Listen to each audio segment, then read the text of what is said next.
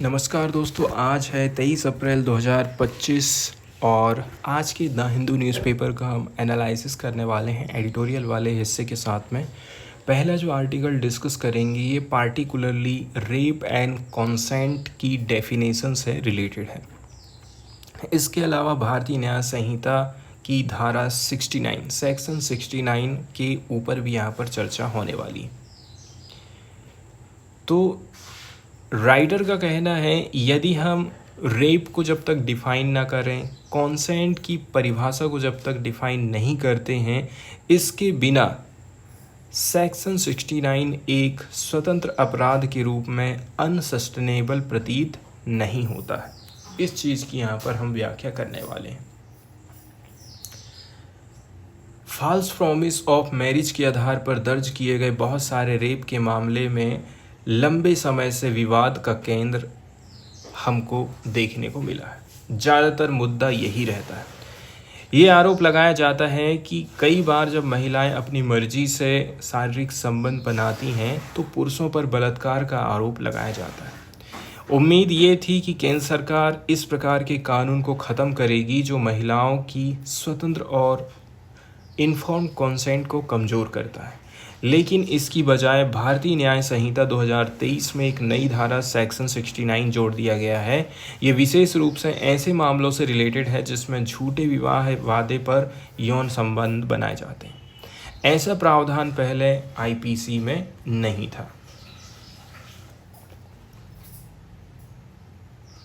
Section 69 की बात करें, ठीक है, तो इसने क्लियर रूप से ऐसे मामलों की जो ग्रेविटी है उसको कम कर दिया है, क्योंकि इसमें पनिशमेंट कम है, जबकि आईपीसी या फिर बीएनएस की सेक्शन 63 सेक्शन 375 में बलात्कार के लिए कड़ी सज़ा है। सुप्रीम कोर्ट ने भी इन मामलों की व्याख्या में कुछ सीमाएं तय कर दी हैं। पहली बात यह है कि फॉल्स प्रॉमिस और ब्रीच ऑफ प्रॉमिस में अंतर करते हुए सुप्रीम कोर्ट ने बोला है कि जब तक ये साबित ना हो जाए कि आरोपी शुरू से ही विवाह का इरादा नहीं रखता था, तब तक उसे बलात्कार नहीं माना जा सकता है। एग्जाम्पल के तौर पर Anurag Soni versus State of Chhattisgarh 2019 का ये केस था। सेकंड नंबर की बात यह है, यदि महिला ने जानबूझकर लंबे समय तक रिलेशन बनाए हैं तो ये मान लेना मुश्किल है कि ये पूरी तरह सिर्फ विवाह के वादे पर ही आधारित था। ये चीज़ का पता चला है Rajni Singh versus Soni versus State of UP 2025 का केस है। 15 साल के रिलेशन के बाद महिला ने शिकायत करी, लेकिन कोर्ट ने बोला ये सहमति से बना रिलेशन था जिसमें धोखा या भ्रम बिल्कुल नहीं था। इसके बाद यदि महिला पहले से ही मैरिड है और फिर किसी झूठे विवाह वादे पर रिलेशन बनता है तो ये सेक्शन 28 की परिभाषा में नहीं आएगा, मिसकॉन्सेप्शन ऑफ फैक्ट की परिभाषा में नहीं आएगा। अब से अरजिया versus State of Madhya Pradesh 2025 का ये जजमेंट है। केस में कोर्ट ने इसी आधार पर एफआईआर को रद्द कर दिया था। धारा 69 बोलती है यदि कोई पुरुष किसी महिला से रिलेशन, फॉल्स प्रॉमिस या फिर डिसाइडफुल मीन से विवाह करने का वादा करे और फिर रिलेशन बनाता है तो ये बलात्कार की परिभाषा में नहीं आता है, तो उसे 10 साल तक की सज़ा और जुर्माना हो सकता है। इसके अंतर्गत false promise of employment, identity suppression या प्रमोशन का लालच भी आ जाता है। धारा 69 को एक अलग अपराध के रूप में लाया गया है, लेकिन बलात्कार और सहमति की परिभाषा में कोई बदलाव नहीं किए हैं। सेक्शन 28 के अंतर्गत यदि सहमति मिसकॉन्सेप्शन ऑफ फैक्ट पर आधारित थी तो वो पहले से ही सेक्शन 63 रेप के अंतर्गत कवर हो जाती है, इसलिए धारा 69 अनावश्यक प्रतीत होती है। इसकी कोई ज़रूरत यहाँ पर दिखाई नहीं देती। इसके बाद कॉन्स्टिट्यूशनल भी कुछ कंसर्न हैं। जब तक सेक्शन 63 में कोई विशेष अपवाद नहीं जोड़ा जाए तब तक सेक्शन 69 संवैधानिक रूप से वैलिड नहीं मानी जा सकती है। इसके अलावा इसमें नॉन ऑब्स्टेंट के भी क्लॉज नहीं है जो इसे आर्टिकल 14 से टकराव में ला सकता है, मतलब असमानता का अधिकार। जब न्यायालय इस मामले में एफआईआर रद्द कर रहे हैं तो बेहतर होगा कि पुलिस बिना जांच के चार्जशीट दाखिल ना करे। पहले प्रारंभिक जांच करी जाए ताकि ये पता चल सके कि कोई भी कॉग्निसेबल ऑफेंस हुआ है या नहीं। इससे बेकसूर लोगों पर अनावश्यक बोझ नहीं पड़ेगा और न्यायपालिका का टाइम पीरियड भी इससे बचाया जा सकता है। इसके बाद अगला जो एडिटोरियल यहाँ पर हम डिस्कस करने वाले हैं ये आर्कटिक ओशियन से जुड़ा हुआ है। भारत को आर्कटिक रिजर्व का लापरवाही से दोहन किए बिना भविष्य में आने वाले कमर्शियल अपॉर्चुनिटीज़ में भी अपनी हिस्सेदारी को सुनिश्चित करना पड़ेगा। यहाँ पर रिसर्च तो किया ही जाता है, इसके अलावा यहाँ पर जो प्राकृतिक संसाधन मौजूद हैं, चाहे वो ऑयल हो, गैस हो, मछलियाँ हों या फिर कोई भी अन्य चीज़ हो, इसको हमें किस प्रकार से यूज़ करना है? हमें ऐसे यूज़ करना है कि ये लंबे समय तक आने वाली पीढ़ियों के लिए भी चल सके। ग्लोबल ट्रेड एक पेंडुलम की तरह झूल रहा है जिसमें अमेरिका की संभावित चुनौतियां मतलब हेडवाइंड हर देश को अल्टरनेट ट्रेड स्ट्रेटजी बनाने के लिए मजबूर कर रहा है। ऐसे समय में सप्लाई चेन और ट्रेड रूट को लेकर पार्टनरशिप केवल क्षेत्रीय मतभेद के आधार पर ही नहीं बल्कि क्लाइमेट चेंज के आधार पर भी बढ़ रही है। अब आर्कटिक का ये जमी हुई सीमा, मतलब हम बात कर रहे हैं अब सीधे आर्कटिक वाले रीजन की। ये है हमारा आर्कटिक ओशियन और वहाँ पर जमी हुई बर्फ। आर्कटिक की ये जमी हुई फ्रोजन फ्रंटियर एक चेतावनी दे रही है जो आने वाली जलवायु आपदा की ओर इशारा करती है। ये एक जियोपॉलिटिकल लिवरेज का सोर्स भी है क्योंकि समुद्री लेवल बढ़ते जा रहा है, नए ट्रेड रूट उभर कर के सामने आ रहे हैं। ये क्षेत्र ग्लोबल साउथ के लिए भविष्य में एक महत्वपूर्ण एनर्जी सोर्स भी बन सकता है। इसलिए भारत को इस कमर्शियल अपॉर्चुनिटीज़ में हिस्सेदारी मिलना जरूरी है। सितंबर के महीने की यदि हम चर्चा करते हैं, आर्कटिक सी आइस अब 1981 से 2010 की औसत तुलना में हर 10 साल में 12.5% की दर से घटते जा रही है। ये चीज़ हमें पता चली है नासा से। ये पिघलती हुई बर्फ नॉर्दर्न सी रूट जैसे नए ट्रेड रूट को खोलते जा रही है जो कि अटलांटिक और पैसिफिक को तोड़ रही है। ये रूट ग्लोबल ट्रेड को ड्रामेटिकली बदल देगा, कार्गो फ्लो में बदलाव ला करके, और फ्रेट कोस्ट और समय भी यहाँ से बचेगा। ये यूरोप और एशिया के बीच छोटा सा मार्ग कह सकते हैं। भारत की दीर्घकालिक नीति में मेगा पोर्ट्स और नए स्ट्रेटजिक ट्रेड रूट को तलाशने में कहना चाहिए काफ़ी मदद मिलने वाली है भारत को। अब हम बात कर लेते हैं आर्कटिक काउंसिल की। आर्कटिक काउंसिल में ऑब्जर्वर की संख्या आर्कटिक स्टेट से ज़्यादा है, जो बताता है कि मौजूदा ट्रेड रूट कितने जियोपॉलिटिकल टेंशन के बारे में सुरक्षा खतरा हो सकता है। इसका मतलब ये हो गया है कि ट्रेड रूट जब नया चालू हो जाएगा ना, तो डिस्प्यूट भी नए नए चालू होने वाले हैं। भारत ने आर्कटिक से जुड़ाव 1920 में सावलबार्ड ट्रीटी पर हस्ताक्षर करके चालू किया था। चीन के अलावा भारत एकमात्र डेवलपिंग नेशन है जिसका वहाँ पर आर्कटिक रिसर्च बेस बनाया गया है, हिमाद्री। ठीक है, 2023 में भारत के मानसून पैटर्न और एग्रीकल्चर आउटपुट पर आर्कटिक परिवर्तन जैसे कि आइस सी लॉस के प्रभावों का अध्ययन IGSD और NCAER ने करा है। यहाँ पर हम लोग अपना बेस तैयार कर दिए हैं ताकि मौसम और जलवायु के असर को हम समझ सकें। NSR के लिए एक प्रभावी एक्शन प्लान चालू करने के लिए भारत की 2022 आर्कटिक पॉलिसी को क्लियर गोल की ओर स्ट्रीमलाइन करना पड़ेगा। भारत को NSR जैसे कठिन मार्गों के लिए स्ट्रॉन्ग शिप बिल्डिंग कैपेसिटी बनाना पड़ेगा। 2025-26 के बजट में $3 बिलियन का maritime development fund shipping ministry को दे दिए हैं, जो कि आर्कटिक अनुकूल जहाज का निर्माण करेगा, यहाँ पर हम जहाज चला सकें। भारत को कैपेसिटी बिल्डिंग, ट्रेनिंग रिक्वेस्टिस और नॉलेज शेयरिंग के लिए मल्टीलैटरल डायलॉग में भाग लेना जरूरी है। 2025 इस दिशा में कार्यवाही का वर्ष बन सकता है।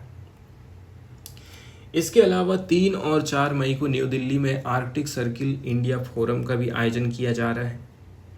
ये फोरम भारत की आर्कटिक पॉलिसी को एशिया फोकस एंगल से कॉन्टेक्चुअलाइज करने में मदद करेगा और शायद पोलर एम्बेसडर की नियुक्ति भी इसमें संभावित हो सकती है। अब ये जो नए नए रास्ते यहाँ से बनने वाले हैं, यहाँ पर अंतर्राष्ट्रीय कार्गो शिपमेंट 2010 में 41,000 टन से बढ़कर के 2024 में 37.9 मिलियन टन हो गया है। साथ ही 2024 में ग्लोबल टेम्परेचर ने 1.5 डिग्री को पार कर लिया है। नेचर क्लाइमेट चेंज, ये पेरिस एग्रीमेंट की सीमा के परमानेंट ब्रीच की चेतावनी है। यहाँ पर क्वेश्चन उठता है कि हम अपने कमर्शियल इंटरेस्ट को बरकरार रखते हुए पर्यावरण को भी कैसे करके मेंटेन करके चलें। रसिया, जिसकी आर्कटिक कोस्टलाइन और आर्कटिक नेविगेशन में एक्सपर्टाइज है बहुत ज़्यादा, भारत के लिए एनएसआर में एक प्रमुख पार्टनर बन जाएगा। जुलाई 2024 में मोदी और पुतिन की मुलाकात के दौरान एक बायलैटरल वर्किंग ग्रुप स्थापित करने का डिसीजन लिया गया था। साथ ही चेन्नई व्लादिवोस्टोक मैरीटाइम कॉरिडोर भी एनएसआर पोर्ट को जोड़ने की एक संभावना है। तो देखिए, यदि भारत रशियन ब्लॉक की ओर झुकेगा तो ये चाइना के पोलार सिल्क रोड जैसे प्रयासों का,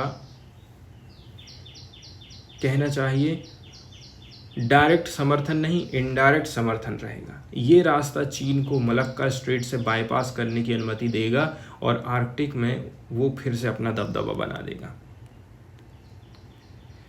यदि भारत वेस्टर्न ब्लॉक के साथ जुड़ता है तो वो रशियन कंट्रोल्ड संसाधनों पर अपने जिम्मेदारी, स्टैक, हिस्सेदारी को खो देगा।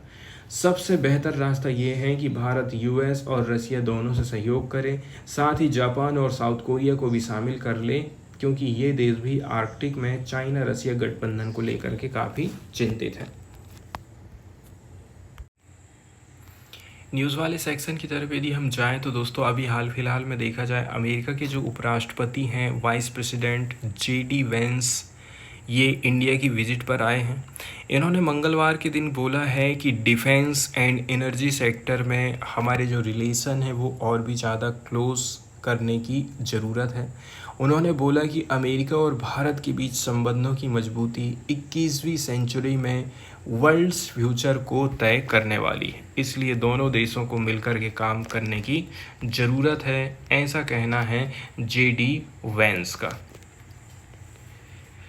श्री वेंस ने बोला है कि दोनों देशों के बीच trade agreement fairness and shared priorities पर आधारित होने वाला है। राजस्थान इंटरनेशनल सेंटर में एक कार्यक्रम को संबोधित करते हुए वेंस ने बोला था कि America greater access to Indian markets चाहता है, जिससे अलग अलग सेक्टर में दोनों देशों के बीच सहयोग और साझेदारी बन सके।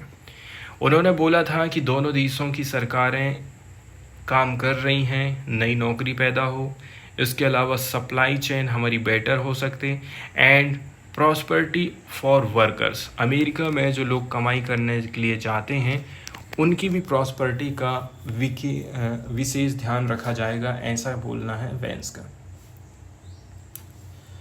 इसके अलावा उन्होंने बोला है कि ट्रेड नेगोशिएशंस के लिए शर्तों की जो रूपरेखा है उसको हमने ऑफिशियल तौर पर कहना चाहिए तैयार कर लिया है।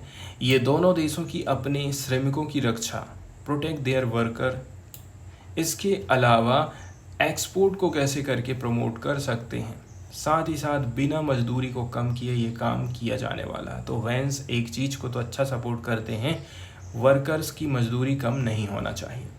श्री वेंस ने बोला था कि हिंद प्रशांत क्षेत्र, इंडो पैसिफिक रीजन को हम फ्री बनाएंगे, खुला बनाएंगे एंड पीसफुल एंड प्रॉस्पेरस ये होना चाहिए।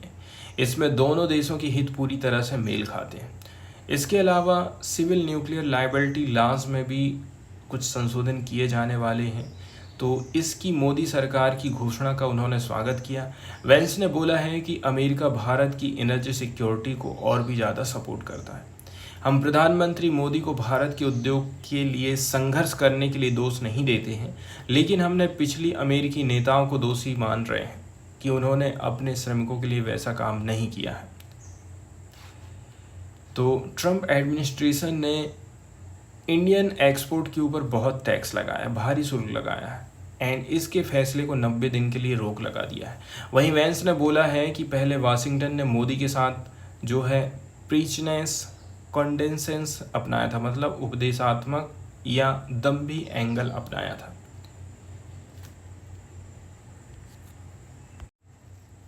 अगला वाला जो न्यूज़ आर्टिकल डिस्कस करने वाले हैं ये पार्टिकुलरली एमपी से रिलेटेड है।